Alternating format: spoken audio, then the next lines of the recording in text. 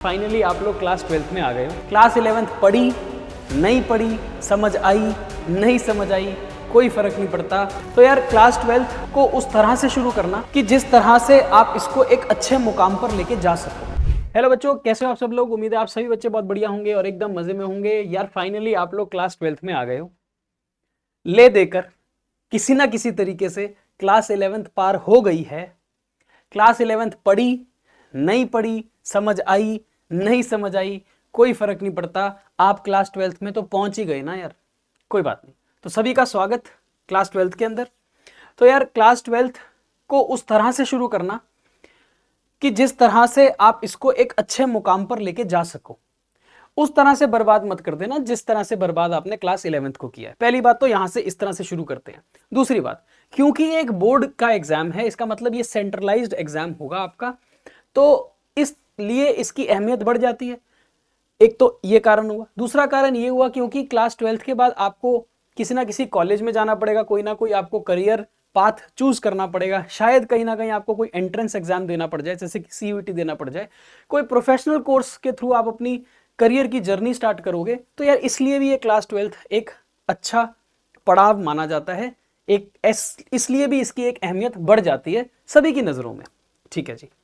दूसरी बात, क्योंकि ये बोर्ड का एग्जाम है ना, जैसे क्लास 10th का बोर्ड का एग्जाम था वैसे ही क्लास 12th का बोर्ड का एग्जाम होता है। तो माँ बाप जो होते हैं हमारे, या भाई बहन रिश्तेदार वगैरह होंगे, तो उनकी भी एक उम्मीद हमारे साथ जुड़ी होती है कि यार इस एग्जाम के बेस पर आपको जज करेगी सोसाइटी, इस एग्जाम के बेस पर आपको जज किया जाएगा आपके परिवार के अंदर, है ना। सबका कुछ ना कुछ क्या कहते हैं, सबकी एक उम्मीद लगी होगी आप सबके साथ। तो ठीक है, वो एक प्रेशर भी होगा इस क्लास के अंदर। बट इन सभी बातों को अगर आप एक बार के लिए भूल जाओ और सीधा बात करें हम मुद्दे की, तो मुद्दा ये है कि क्लास 12th के अंदर वही सारे सब्जेक्ट्स हैं जो क्लास 11th के अंदर थे। ठीक है, उसी में से एक सब्जेक्ट है अकाउंटेंसी का सब्जेक्ट, जो मैंने आपको पढ़ाया था और शायद हमारे पास जितने भी बाकी के टीचर्स हैं उनसे भी आप पढ़े होंगे, या फिर पूरी दुनिया में जो भी लोग 11वीं 12वीं पढ़ाते हैं उनसे आप कहीं ना कहीं अपने स्कूल कॉलेज वगैरह में पढ़े होंगे। ठीक है, अब ये अकाउंटेंसी का जो सब्जेक्ट है, ये सब्जेक्ट क्लास 11th के आगे ही प्रोसीड करता है। मतलब जो ABCD आपको क्लास 11th ने सिखाई थी अकाउंटेंसी के अंदर, वही ABCD को आगे हम प्रोसीड करेंगे क्लास 12th के अंदर। तो ऐसा नहीं है कि कुछ अलग देखने को मिलेगा, वही चीजें देखने को मिलेंगी, लेकिन लेवल बढ़ जाएगा। पढ़ने के लिए सब्जेक्ट के अंदर बहुत सारे चैप्टर्स होंगे, और मैं तो कहता हूं चैप्टर नहीं, यहां पर 3-3 किताबें होंगी। अरे सर पहले ही डरा दिया? नहीं, मैं डराने नहीं आया, मैं आपको एक इंफॉर्मेशन देने आया हूं कि जो हमारी क्लास 12th अकाउंटेंसी की जर्नी रहेगी, उसके अंदर हमारा सिलेबस क्या होगा, सिलेबस कब तक खत्म हो जाएगा, सिलेबस के अंदर हमें कौन कौन सी चीजें पढ़नी पड़ेंगी, हमें कितनी किताबें पढ़नी पड़ेंगी, कौन कौन से टॉपिक होंगे, उन टॉपिक्स के अंदर कितना कितना लेक्चर या कितना कितना टाइम हमारे को डिवोट करना पड़ेगा। तो आओ जरा जानते हैं क्लास 12th के अकाउंटेंसी का सिलेबस। सबसे पहली बात तो यह है कि आपके पास मोटे तौर पर 3 किताबें होंगी, 1, 2 और 3। 3 किताबें आपको पढ़ने को मिलेंगी क्लास 12th के अकाउंट्स के सिलेबस के अंदर, पहली बात।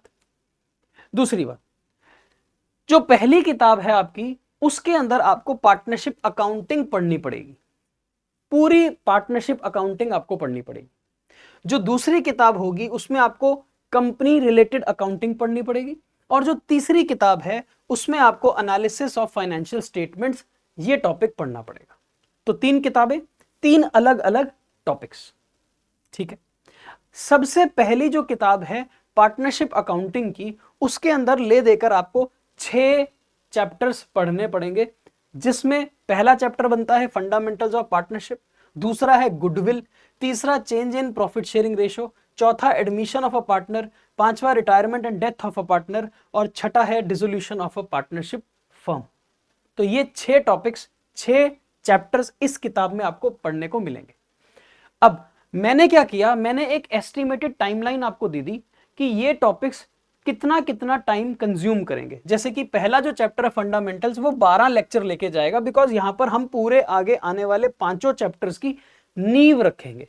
ये बहुत इंपॉर्टेंट टॉपिक हो जाएगा, बहुत इंपॉर्टेंट चैप्टर बन जाएगा पूरी पार्टनरशिप समझने के लिए, इसीलिए इस पे सबसे ज्यादा पहले टाइम लगेगा, 12 लेक्चर लग जाएंगे। फिर एक छुट्टू सा टॉपिक आएगा गुडविल, जिसमें हम 4 दिन लगाएंगे, 4 लेक्चर लेंगे। उसके बाद एडमिशन के अंदर change in profit sharing ratio, again one of the simplest topics, वो भी छोटा सा टॉपिक है, उसमें 5 दिन लगेंगे। फिर आते हैं 2 बड़े बड़े टॉपिक्स, जिसमें एक आता है admission, very important from paper point of view, 12 lecture लगेंगे। एक आता है retirement death, again very important, 13 lecture लगेंगे। फिर एक टॉपिक आता है which is also very important but a little bit lesser in volume, जिसमें 7 लेक्चर लगेंगे, वो है डिसोल्यूशन। तो ये टोटल हमारा काम होगा पार्टनरशिप अकाउंटिंग का। अच्छा, अब ये जो पार्टनरशिप अकाउंटिंग वाली जो किताब है ना, ये कितने मार्क्स की है? ये 36 मार्क्स की किताब है। 36 मार्क्स की किताब है। तो 36 मार्क्स को कमाने के लिए हमारे को इतना टाइम लगाना पड़ेगा इस पूरी किताब के ऊपर, ठीक है। अच्छा, इसके बाद आएगी एक दूसरी किताब जिसका नाम है कंपनी अकाउंटिंग। सर ये कितने मार्क्स की होगी? बेटे ये होगी 24 मार्क्स की किताब, 24 मार्क्स की, और इसके अंदर सिर्फ 2 ही टॉपिक्स हैं, कुछ ज्यादा काम नहीं है, 2 ही टॉपिक्स हैं। एक है इशू फॉर फीचर री इशू ऑफ शेयर कैपिटल, पहला चैप्टर, और फिर दूसरा चैप्टर है issue of debentures. 2 he chapter हैं इसके अंदर, लेकिन ये 2 ही चैप्टर 24 मार्क्स के हैं, और ये 2 चैप्टर लगभग 15 + 5 20 लेक्चर ले जाएंगे। ये 2 चैप्टर, ये पूरी किताब 20 लेक्चर ले जाएगी, ठीक है जी। फिर आते हैं हम अपनी तीसरी किताब के ऊपर, which is called analysis of financial statement. ये है 20 मार्क्स की किताब। तो 36 + 24 60, 60 + 20 80। इसका मतलब जब आपका पेपर होगा वो 80 मार्क्स का पेपर होगा। 80 मार्क्स की बाइफर्केशन मैंने आपको यहां पर दे दी, 36, 24 एंड 20 मार्क्स। जो तीसरी किताब है वो अच्छी किताब है, सिंपल किताब है, लेकिन फॉर्मूला बेस्ड है। क्या है? Formula based. यहां पे आपको बहुत सारे फॉर्मूला करने पड़ेंगे। तो ये जो किताब है इसके अंदर आपका एक थ्योरी का टॉपिक आएगा सबसे पहले, which is called meaning of financial statement analysis and various tools, छोटा चैप्टर, 4 लेक्चर लगेंगे। अगेन एक और छोटा topic comparative common size, 2 lecture लगेंगे।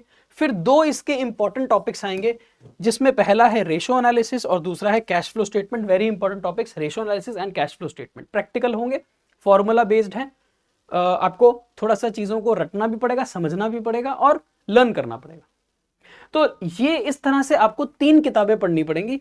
पहली किताब पार्टनरशिप, दूसरी किताब कंपनी अकाउंटिंग, तीसरी किताब एनालिसिस ऑफ फाइनेंशियल स्टेटमेंट। मैंने आपको टाइमलाइन दे दी है। अगर आप टोटल देखो तो टोटल हमारे को लगभग 98 लेक्चर्स लगेंगे। तो आप ऐसा मान लो कि 100 दिन आपने मेरे को देने हैं, 100 दिन आप मेरे साथ पढ़ोगे, 100 दिन के अंदर अंदर आपका ये सारा सिलेबस कंप्लीट होगा।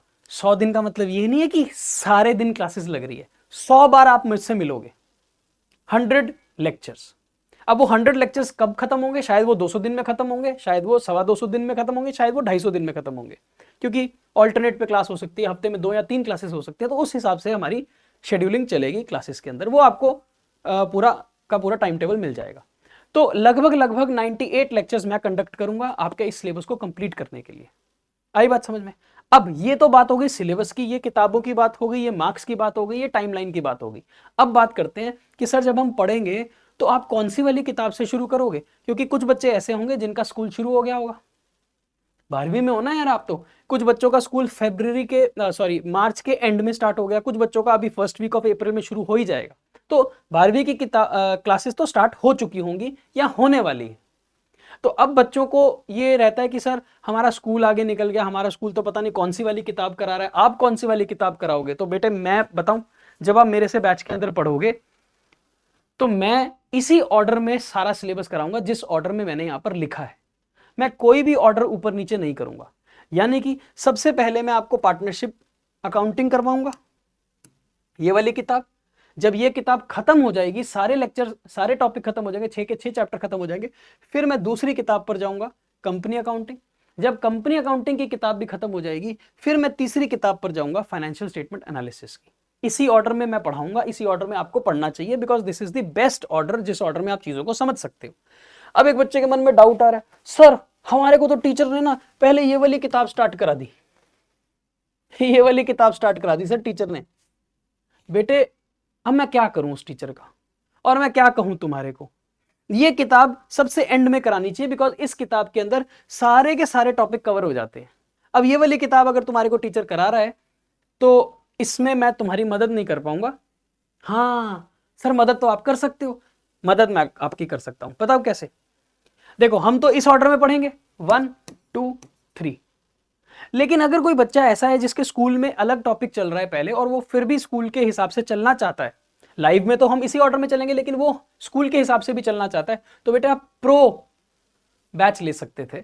और अगर आपने अभी तक प्रो बैच नहीं लिया तो आप प्रो बैच ले लेना, क्योंकि उसका फायदा ये होगा कि प्रो बैच के अंदर आपको पिछले साल के रिकॉर्डेड लेक्चर मिलेंगे, और पिछले साल के रिकॉर्डेड लेक्चर सारे के सारे एक ही बारी में मिल जाएंगे, सारे ओपन टू वॉच होंगे।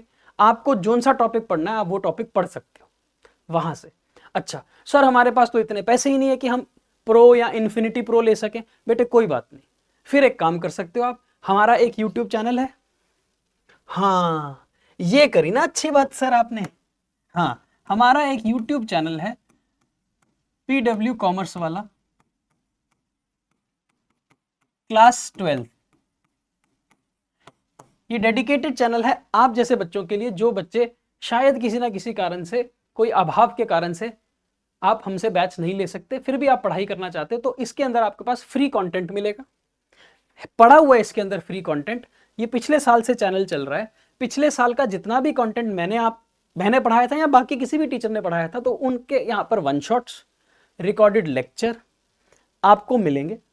आप उन वन शॉट्स या रिकॉर्डेड लेक्चर के हिसाब से अपनी तैयारी कर सकते हो, स्कूल के जो टाइमलाइन है उस हिसाब से। अगर मान लो स्कूल आपको पहले फाइनेंशियल एनालिसिस का टॉपिक करा रहा है और हम आपको नहीं कराएंगे, तो आप उसको सीखने के लिए आप हमारे इस चैनल पे जाओ। इस चैनल पे वन शॉट्स की सीरीज है, वन शॉट की सीरीज में से आप वो वाला टॉपिक पढ़ सकते हो फॉर द टाइम बिंग, कि चलो आपका काम चल जाएगा।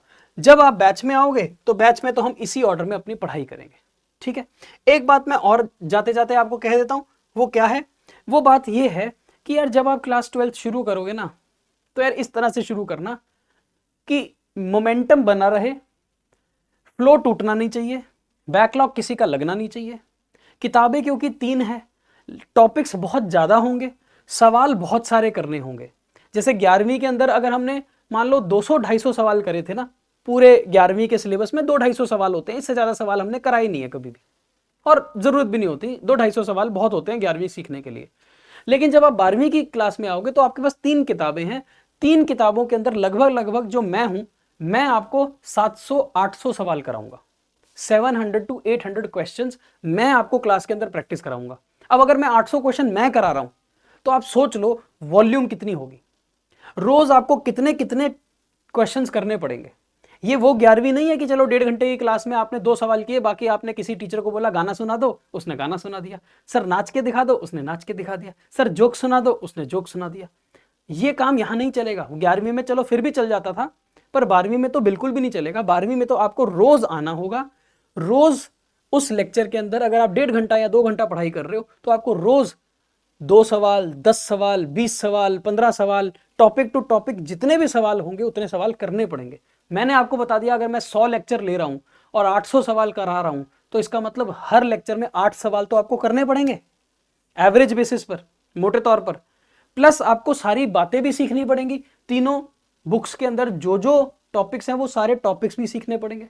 तो यार काम बहुत ज़्यादा है, टाइम की कमी रहेगी, प्रैक्टिस बहुत ज़्यादा रहेगी, तो आप टाइम वेस्ट मत करना, मोमेंटम बना के रखना, फ्लो टूटने मत देना, बैकलॉग लगने मत देना। बाकी मेरे ऊपर छोड़ दो, मैंने आपको 11वीं पास कराई है, 11वीं मैंने बहुत अच्छे तरीके से आपको सिखाई है, बस वैसे ही विश्वास करके आप 12वीं में आए हो, 12वीं भी आपको बहुत अच्छे तरीके से सिखाऊंगा। डरने वाली बात नहीं है, कुछ भी आराम से निकल जाएगा, बस जो मैं कहूँगा आपको वैसा करना पड़ेगा, ठीक है जी। तो I am very excited, you all are very excited to join the classes, we will be very soon starting the classes, और जल्दी मिलते हैं बैच के अंदर। और अकाउंटिंग का जो सिलसिला है 11वीं से जो चला था उसको 12वीं में बरकरार रखेंगे।